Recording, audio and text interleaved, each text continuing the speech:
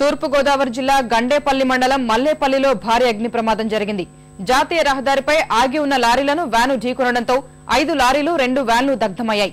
పూర్తి వివరాలు మా ప్రతినిధి యేసుబాబును అడిగి తెలుసుకుందాం. యేసుబాబు, ప్రమాదానికి సంబంధించి పూర్తి వివరాలు చెప్పండి. ప్రస్తుతం అక్కడ పరిస్థితి ఎలా ఉంది?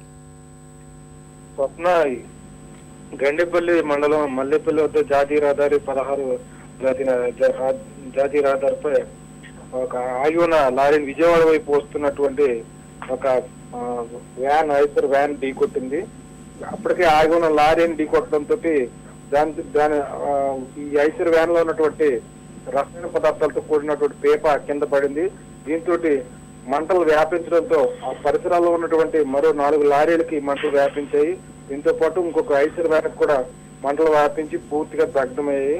ఇందులో దాదాపు ప్రాణాపాయం ఏమి లేనప్పటికీ కూడా నష్టం 2 కోట్ల పైన ఉంటుందని భావిస్తున్నారు. ఐరన్, అదేవిధంగా టీ పొడి పొట్లాలతో సంబంధించినటువంటి ఈ లారీలు ఉన్నాయి.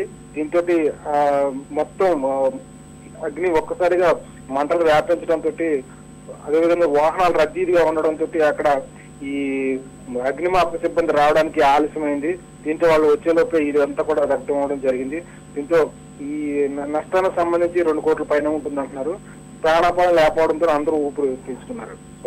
అయితే యేసుబాబు, ట్రాఫిక్ అయినా అంతరాయం కలుగుతుందా? ప్రస్తుతం అక్కడ పరిస్థితి సద్దుమణిగినట్లేనా? ట్రాఫిక్ ని పూర్తిగా నియంత్రించి వాహనాలను రాకపోకుండా పునరుద్ధరించారు. దీంతో ఎలాంటి ఇబ్బంది లేకుండానే వాహనాలు ముందుకు సాగుతున్నాయి.